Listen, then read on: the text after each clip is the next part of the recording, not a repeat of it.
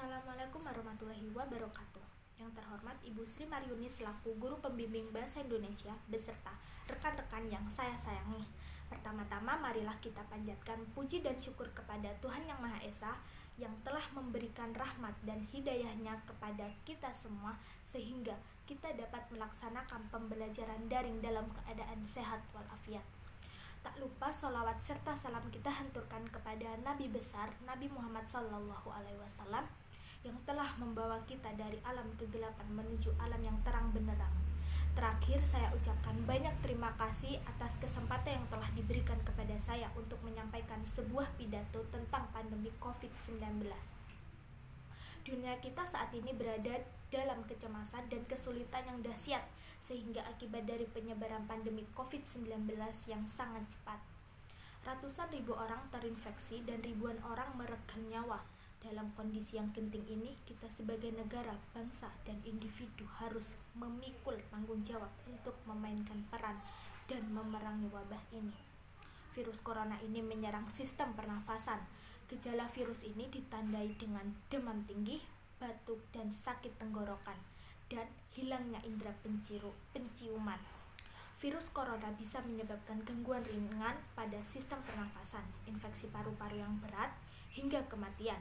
Pandemi COVID-19 memang telah mengubah banyak hal dari kehidupan normal manusia, mulai dari kebiasaan melakukan komunikasi, kebiasaan berinteraksi, dan kebiasaan dalam memelihara kesehatan sesuai dengan kebijakan pemerintah.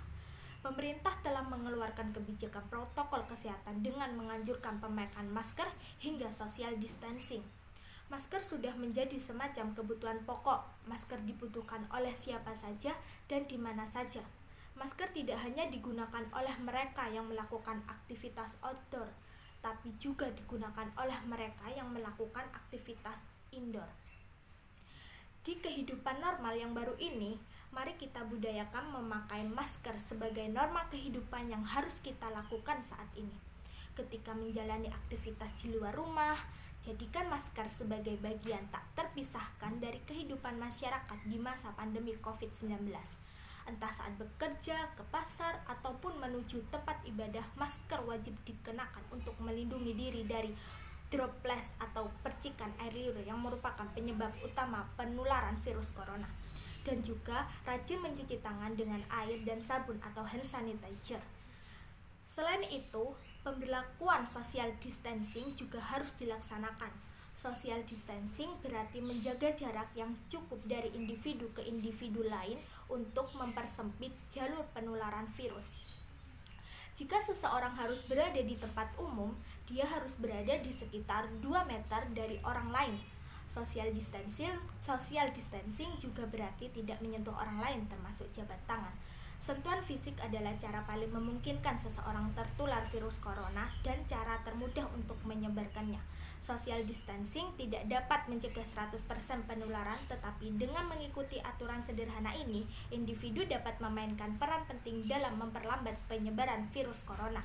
Jika dilakukan dengan benar dan skala besar, social distancing dapat memutus atau memperlambat rantai penularan virus dari individu ke individu lain. Seseorang dapat menyebarkan virus corona setidaknya selama 5 hari sebelum mereka menunjukkan gejala. Social distancing membatasi jumlah orang yang bersentuhan dengan orang yang terinfeksi dan berpotensi menyebarkan virus bahkan sebelum mereka menyadari bahwa mereka terjangkit virus corona. Dari sinilah kita dapat simpulkan bahwa untuk memutus rantai penyebaran virus corona, kita harus mematuhi protokol kesehatan dan menjaga kebersihan kesehatan diri dengan sebaik-baiknya. Saya berharap kita semua bisa disiplin dalam mematuhi protokol sehingga wabah ini dapat segera berakhir dan kita bisa menjalankan aktivitas normal kembali. Karena tanpa disiplin diri tak mungkin bisa kita lewati wabah ini seperti sebuah mata rantai, hanya putus apabila bersama-sama berjuang mengakhiri. Demikian pidato yang dapat saya sampaikan. Apabila ada kesalahan dalam bertutur kata, saya mohon maaf atas perhatiannya. Saya ucapkan terima kasih dan saya akhiri. Wassalamualaikum warahmatullahi wabarakatuh.